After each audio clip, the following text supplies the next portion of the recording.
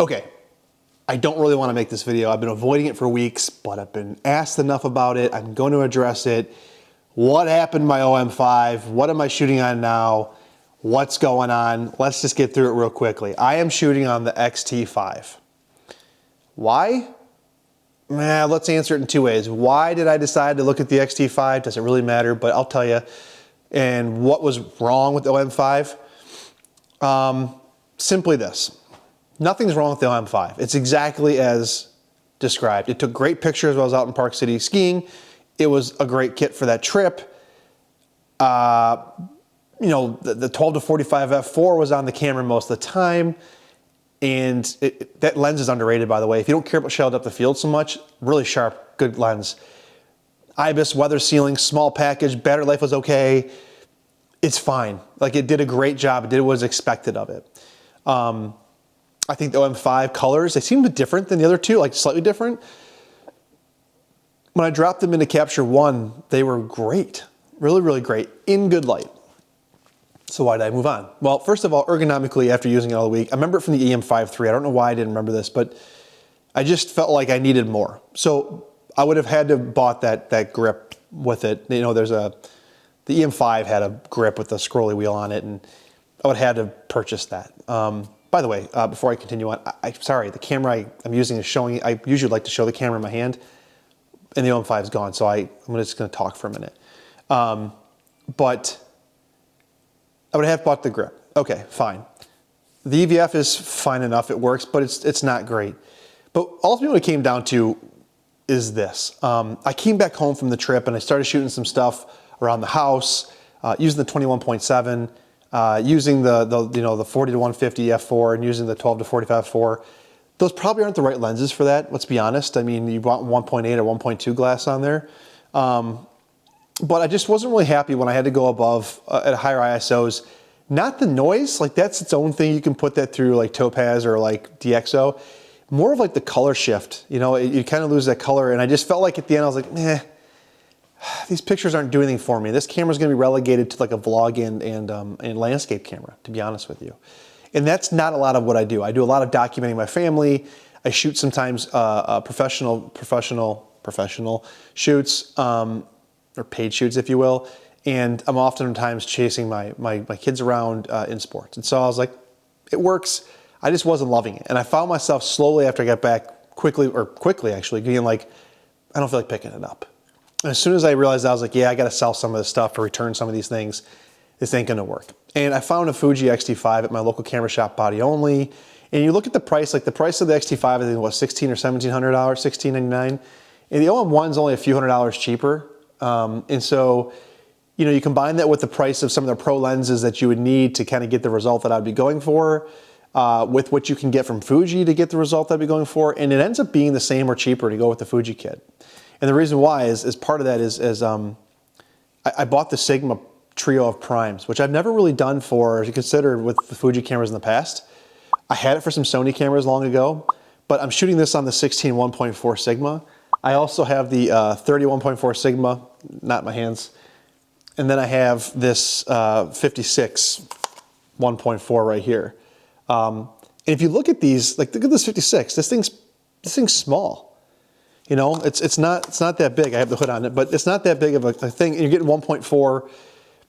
What I can tell so far is that it resolves the 40 megapixel sensor perfectly. The reason why I know that is because I have the 27 millimeter 2.8 WR lens, which I believe is approved for the 40 megapixel sensor. It's a very sharp lens, and they resolve similar detail. Like they look great. And so that's also fantastic. On top of that, the autofocus has been improved in the Fuji cameras where I feel like I trust it now. I don't have a flip screen. I'm guessing it's keeping me in focus. I have videos I've shot in the past already. It's done a really, really good job. The tracking in the X-T5 is better than the OM-5. Olympus has never been good at tracking except in the OM-1. So that was part of it. As I was shooting my kids' sports, the tracking was important.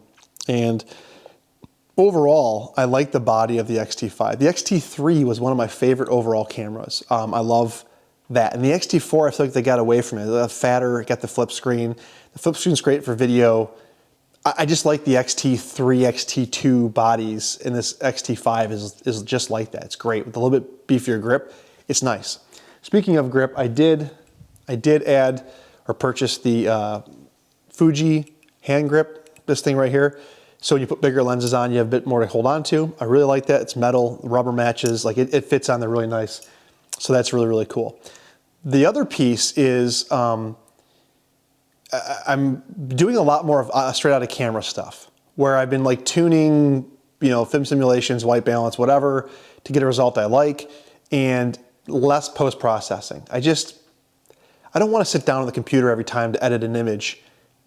It just sucks the fun out of me sometimes. I do it for images that like matter, like I'm getting paid for it, or for like a landscape shot that I really like. But like around shooting the kids and stuff, and Fuji gives me the best result for that. I really love nostalgic negative. I'm using it for this video right now. I love classic negative. I like acros, like monochrome, pro neg high sometimes, and it's right.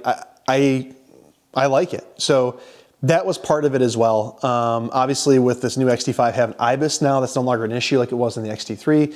It's got the better battery, unlike the crappy batteries in the previous camera, X-T3. X-T4 had the new battery. So everything with the X-T5 was a check the box on things that I wish the X-T3 had. And so for me, it was like, yeah, let's go for that. And I'm not trying to justify my purchase. It's just that I've been asked about this so much in the last 2 weeks because I think people have noticed, what camera are you shooting it on? And Instagram, they're like, what is this? And I've started tagging the product. And they're like, hey, you got to talk about this. Why did you move away?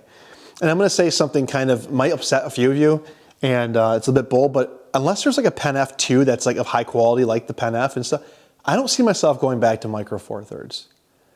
I'm going to cut that off of my gas cycle to limit the amount of things I can change. And I hope and plan to stick with Fuji for a little bit. What I'm gassing over, maybe for a long time now, is the X Pro 4. The X Pro 4, there's a Fuji event coming up, I think, in the next month or so. I'm looking forward to what they have there. I'm hoping it's the X Pro 4. So that's that. Now, one other thing. I was asked to shoot, it's funny, I don't have a website, I don't have a business card, but somebody found me and they want me to shoot a 90th birthday party in 2 weeks. And I'm going to do that, but it's at nighttime. And so I purchased this Godox TT350, just a basic flash for the top of this X-T5. And one of the things I've always felt comfortable with, I'm not an expert at flash, I'm learning it. I've been shooting this around the house. I feel like Fuji makes flash really simple. And they do a really, really good job. You guys remember the video with the EFX8 that I shot? I had that on top of my XE4. I just felt like that was so simple for me to put it on like TTL, down a third or 2/3 of a stop and just go. And I had great results. I'm learning, I'm much more advanced. I can shoot manual and that kind of thing, but this is similar. I'm getting really, really good results with this. Now, any camera can do that. I know that. But what's interesting, when I shot the little Olympus flash on top of my OM-1 when I had it for a little bit, I was like, felt like I had to constantly bounce the flash exposure metering, TTL and stuff all over the place. So I'd have to shoot manual. I just feel like I had a hard time with it. Again, that's user error, so don't take that. I know that's my fault. But with Fuji, I just feel like it's really, really simple. So I enjoy that.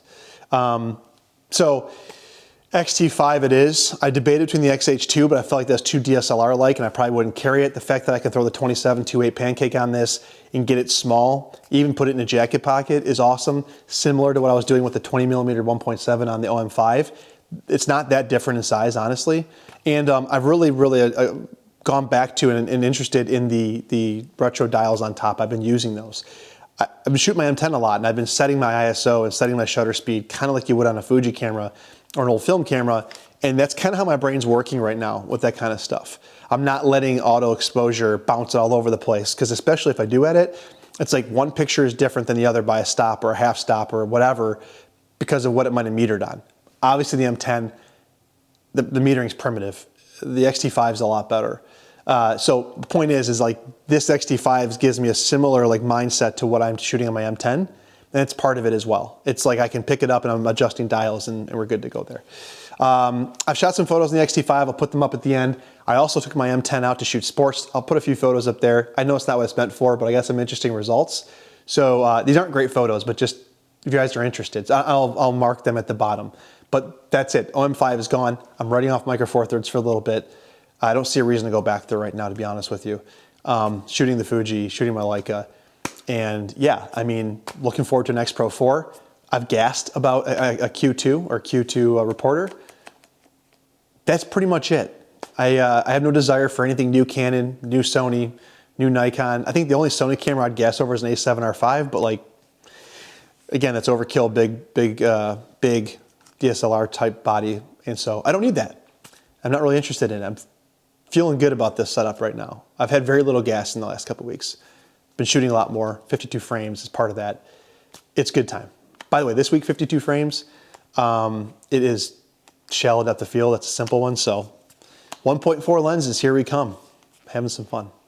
Thanks for watching, appreciate it. By the way, if you made it this far before the pictures here, the only piece of kit that I have left that's not related to what I'm using every day, I used to have a bunch of stuff laying around, it's all gone, is this 20 to 60 Lumix L-mount lens. I was very close to an S5 Mark II. And I kept this lens for that reason. I'm not gonna do it. So I'm selling this. If you want this, it's in mint condition, 250 bucks. Call me, email me, text me, hit me up on Instagram. I'll ship it to you, continental US, 250 for this. Okay, thanks for watching, appreciate it. I didn't want to make this video, but I'm answering it. See you next time.